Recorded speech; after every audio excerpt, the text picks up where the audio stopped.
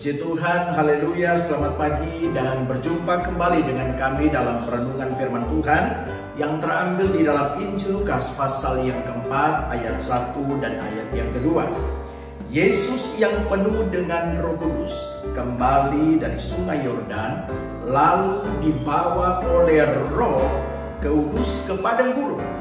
Di situ ia tinggal 40 hari, 40 malam lamanya dicobai iblis. Selama di situ ia tidak makan apa-apa dan sesudah waktu ia lapar. Nah, saudaraku yang kukasihi dalam Tuhan Yesus Kristus, tema perenungan pagi hari ini adalah kalau Tuhan yang bawa ke padang gurun pasti bisa dilewati.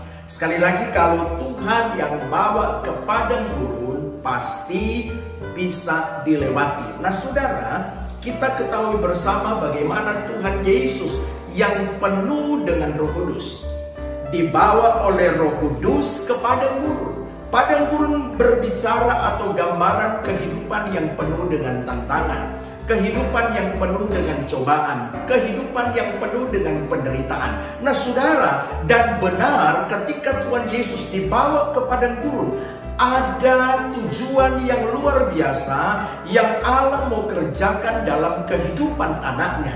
Dan saudaraku yang kukasih dalam Tuhan, ketika Tuhan Yesus ke padang gurun, dia melakukan doa dan puasa selama 40 hari 40 malam. Saudara, di tengah-tengah doa puasa 40 hari 40 malam, dia mengalami perjumpaan dengan Bapaknya. Dia mengambil suatu keputusan, dia mengambil satu tindakan yang luar biasa di mana dia boleh cukup lama memiliki waktu bersama dengan Bapaknya. Dan saudara, di tengah-tengah atau ketika selesai doa dan puasa, dia mengalami satu pergumulan, dia menghadapi yang satu namanya tantangan, cobaan, di mana di tengah-tengah dia lapar.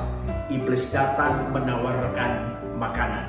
Iblis datang menawarkan berbagai macam hal kepada Tuhan Yesus. Nah, saudaraku yang kukasih dalam Tuhan, yang mau saya tekankan adalah Tuhan Yesus bisa melewati selama di padang gurun. 40 hari 40 malam dia tidak makan, dia tidak minum. Dia bisa melewati itu karena Roh Kudus yang hentar atau yang dia bawa dia ke padang gurun. Nah, saudara, penderitaan yang Tuhan izinkan dalam hidup kita, penderitaan yang terjadi atas kehendak Tuhan, saya mau berkata kepada saudara-saudara pasti bisa melewati bersama dengan Tuhan.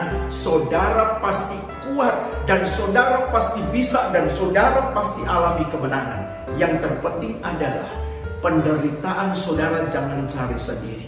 Persoalan yang terjadi dalam hidupmu jangan engkau cari sendiri. Saya kasih contoh, kalau saudara dalam hidup ini, saya kasih contoh sederhana, setiap hari saudara mungkin sudah tahu kesehatan saudara tidak boleh ada saudara punya pantangan untuk makan, tapi saudara melanggar itu dan akhirnya saudara sakit. Itu namanya saudara cari masalah sendiri. Namun saudara, dalam kondisi seperti itu Tuhan pun masih mau memberikan kemurahannya. Ketika saudara dalam penderitaan yang karena saudara cari sendiri, Allah yang kita sembah adalah Allah yang penuh dengan kemurahan hati. Allah yang kita sembah adalah Allah yang penuh dengan rahmat. Sekalipun seperti itu, saudara pasti ditolong Tuhan.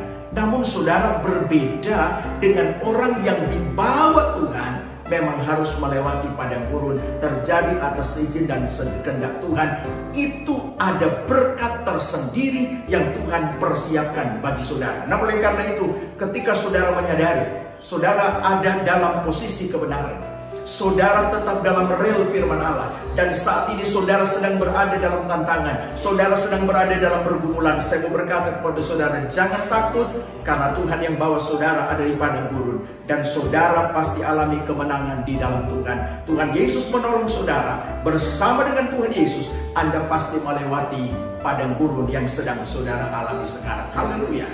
Mari Bapak Ibu Saudara kita berdoa. Kinaraya rana barasyanalala. Kinaraya rana barasyanalala. Terima kasih Bapak. Kembali firman-Mu mengingatkan setiap kami, Engkau Allah yang mengetahuinya. apa yang membawa kami masuk ke dalam pergumulan kami saat ini. Tuhan, kami percaya dengan kekuatan Roh-Mu yang ada pada setiap kami akan melewatinya bersama dengan Kau. Bukan sekedar kami keluar dari persoalan kami, Tuhan, tetapi kami keluar sebagai pemenang. Dan saat ini pun Tuhan, kami mohon pengampunan yang daripada-Mu. Jikalau kami masuk ke dalam pencobaan persoalan hidup ini yang sekarang kami jalani karena dosa kami, karena kesalahan kami, Tuhan ampuni kami. Kami mohon kemurahan-Mu, belas kasihan-Mu Tuhan, agar Kau beri kesempatan untuk kami berbalik dan bertobat. Tuhan, kami percaya Engkau Allah yang luar biasa. Engkau Allah yang mempunyai kasih yang begitu besar dalam setiap kehidupan kami. Ampuni kami Tuhan. Dan kami percaya Tuhan, apapun yang kami hadapi saat ini, dan apapun yang membawa kami sampai pada posisi saat ini Tuhan, kami mau berserah kepadamu. Dan kami mau berjalan sesuai dengan rel kebenaran firman-Mu, sehingga kami akan melihat kuasa Tuhan bekerja dalam kehidupan kami. Kami mengucap syukur kami punya Allah yang luar biasa, Allah yang begitu menerima kami, mengerti kehidupan kami. Terima kasih Tuhan. Ajar setiap kami untuk meresponinya dengan bertanggung jawab di hadapan-Mu.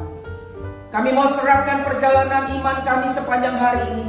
Apapun yang kami kerjakan, kami lakukan bila kami terus memuliakan nama-Mu.